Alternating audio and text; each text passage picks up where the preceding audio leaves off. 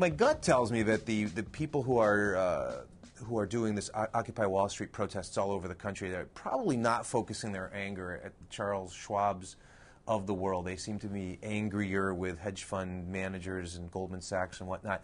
What I'd like to ask you is, what's your understanding of where this anger is coming from, who these people are, and what does your crystal ball say about how important this is? They haven't to date focused anything of significance toward Charles Schwab, and we're grateful for that, and we think that deservedly so. We were, as far as publicly traded companies, the largest company in the U.S. that didn't take any money from TARP or any form of government loan in that program.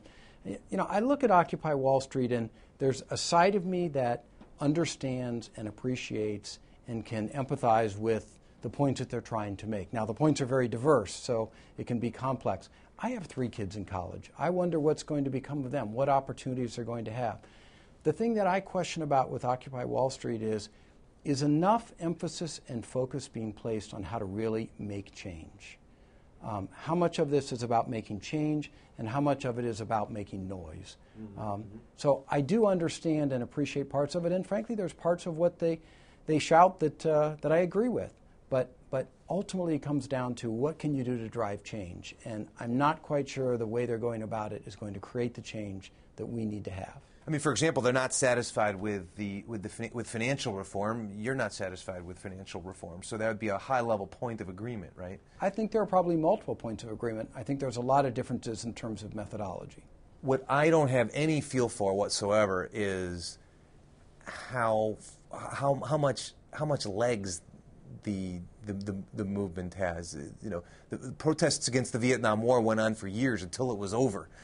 I'm not sure what has to end here, so I'm not sure if this goes on if it fades in the winter, or if it's going to be around until, I don't know what, until Goldman Sachs doesn't exist. I don't know. Well, I think your guess on that is as good as mine.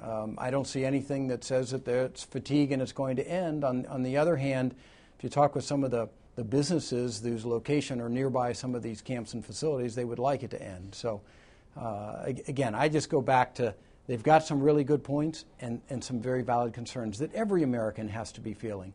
But we need to find a path to a solution, and I'm not sure the approach they're taking today is going to drive that solution.